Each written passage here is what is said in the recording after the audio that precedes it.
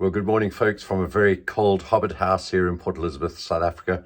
This is our last Tuesday in the Hobbit house, so kind of enjoying it, this little space here. It's really been fun. I want to show you a few things on the charts. Well, we're going to have a look at them together with Jinx, the cat.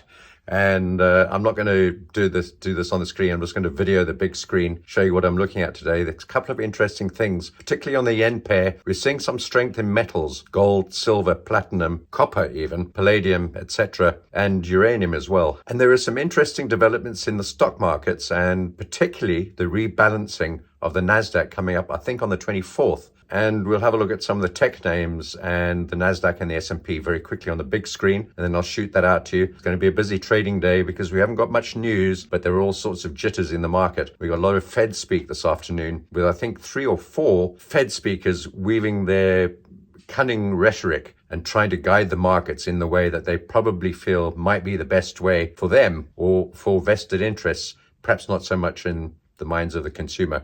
So let's have a look at the screen right now. So I'm going to go through the main things I'm looking at. First of all, the yen pairs. Now over here, we've got the dollar yen, and that's down to about 140. I think we could get to the bottom of the support level today, perhaps even, before a bounce, probably back up to about 141, something like that. So move down to perhaps 139, 139.20, and then a bounce back up to there. And we're going to see all of these yen pairs, they've started already behaving in a similar fashion, because I think we're going to see further dollar weakness, but I'm not so sure if we're going to see it against the euro and the pound and the other major currencies. I think it's going to be dollar weakness, which is going to translate into yen strength against the euro and the pound and the Canadian dollar and the Swiss franc and the Australian dollar, etc. So I'm looking for these to continue, perhaps with a little bit of a bounce today. We're short across the board on all of these yen pairs. So when we look at the major currencies, we've got the euro here, which has kind of reached a peak at around 1.1. I think we could get up to 1.11 on the euro. I'm equally hedged on the euro. I really don't know which way these are going to go. I'm hedged on the pound as well, but slightly off balance to the long side. So that's going quite well so far. There's the dollar yen that we've just had a look at, and then the CAD and the Aussie and the euro yen that we had a look at earlier. So basically, I'm not much in any of these majors, but I'm slightly to the long side on the pound and equally hedged on the euro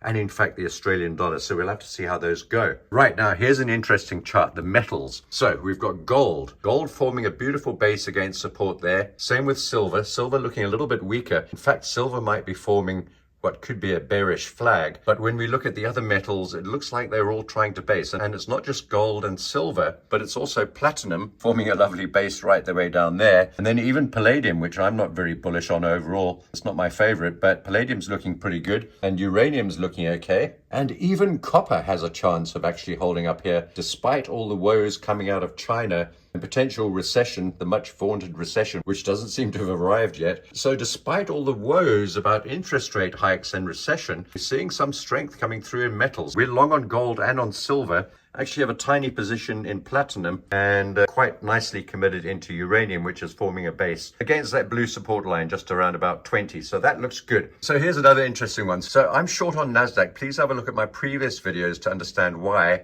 There's some detail in there on those, actually the last video I did. And if you're not subscribed to this channel and you want to see more of this sort of thing, just press the subscribe button and also give the video a thumbs up to let the algorithms know that you enjoy it. So we're short on NASDAQ. I've actually just taken a long position on the SPX, S&P 500, because of that one up, one down candle above the 20 period moving average. I'm looking for a move higher up into that gray zone. Once again, I'm not going to give detail on that now, but I think we could get up into about 44.80 and maybe even 45.40 to 45.80. So I'm now long on S&P, but I'm short on NASDAQ. So kind of hedged, I suppose you might call it. And then I'm looking to short some of these names. I've got out of the short trades on AMD. I'm slightly short on Microsoft and Apple. And then NVIDIA, I think, is one of the most interesting charts, along with Tesla. Don't have the Tesla chart up here right now. Perhaps we could just switch across to that. Right, there we go. I've done the switch. So that's the Tesla chart. And these are my views on Tesla. I think we might see that top red path playing out before we get an opportunity to short Tesla. Having said that, we may just fall down from where we are currently around about 270 or 280. But there's every chance of us getting up to about this 320 level into this green zone or this gray zone sort of just below it. So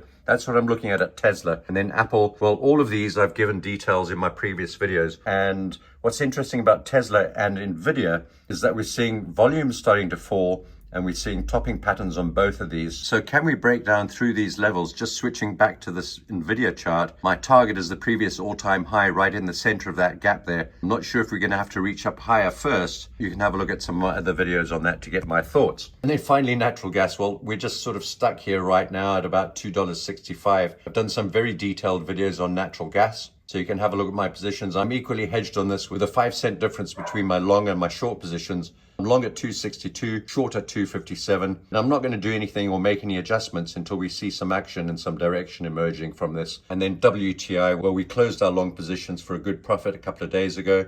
Just waiting to see how that plays out. I think we might see oil, WTI, crude pulling back a wee bit into perhaps the $71 to $71.50 level. So we'll wait to see how that plays out. Then soybeans, I'm looking to sell into rallies, getting a little bit of a move up. And the same thing on sugar, waiting for a move up into those moving averages and perhaps that top green line.